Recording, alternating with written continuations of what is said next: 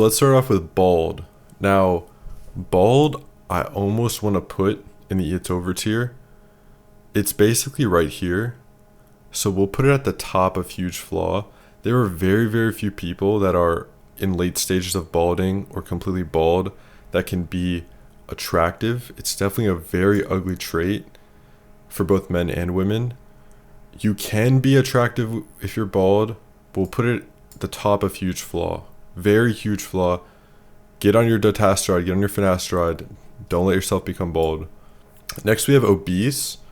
So obese it's over. If you are genuinely obese, it's impossible to be attractive, much less it's really hard to even be average. Now, if you're a woman, your fat distribution is often going to be better and you can afford to have some more body fat percentage. But generally, if you are obese, it is over. Negative canthal tilt. Now, this I would put towards the right end of huge flaw. So this will probably end up being over here. It's a huge flaw, but it does depend on how negative your eyes are tilted. And I would say it is inherently an ugly trait, but it won't particularly ruin your looks in most cases. It would have to be extremely bad.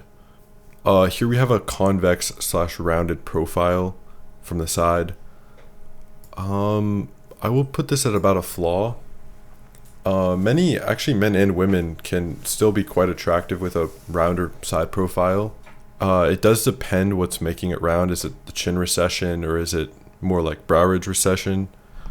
But it's a flaw. It's just a solid flaw. So next we have poor submental region, and I'll show that on screen.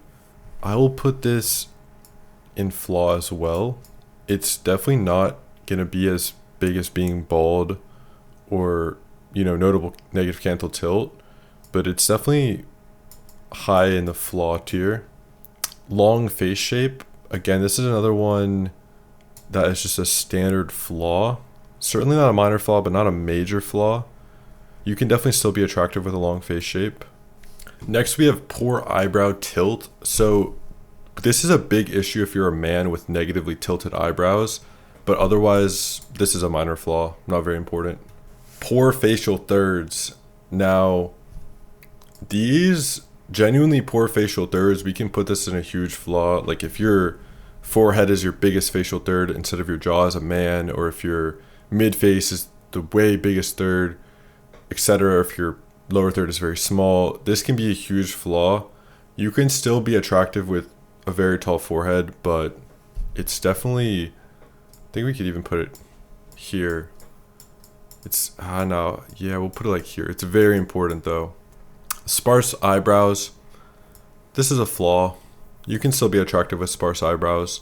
Someone I would be referring to is Tom Holland, though he is not really very attractive at all, but he has sparse eyebrows. Again, Tom Holland also has thin lips. Thin lips, we can put in a flaw as well. You definitely will see many attractive people with things in this tier. Less so this one. We may have to move this one up. Facial folds. So genuinely prominent facial folds are a huge sign of aging and unhealth, and it's very hard to be attractive with facial folds. So we'll put that up here for sure. Anything that has to do with extreme bad health or aging, like bald, obese, facial folds, these things are going to be the most detrimental generally. Flared ears. So I'm going to put these towards the top of flaw. Of course, you can be attractive with them, but they actually are not really spoken about very much, and they're a pretty detrimental flaw. I do think they will lower your attractiveness notably, but you can definitely be attractive with them. I think I'm going to move this up, poor submental, to this tier. Yeah, it was at the top of flaw. We'll put it there. High upper eyelid exposure. We'll put this towards the top of flaw. So of course you can be attractive with it. It is a very big deduction in men specifically, like genuinely high upper eyelid exposure. It is a notable flaw.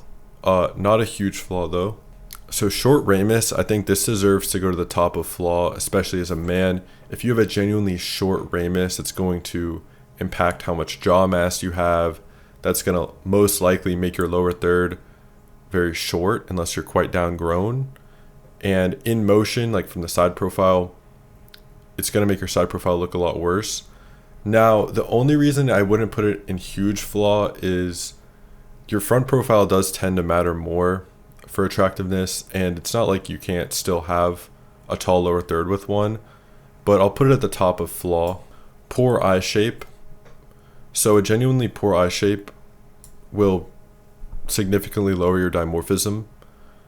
You can still be attractive with it, but a genuinely poor one, like very narrow eyes if you're a woman, or very rounded eyes if you're a man, a genuinely poor eye shape is definitely at the top of flaw or at the bottom of huge flaw. Long mid face.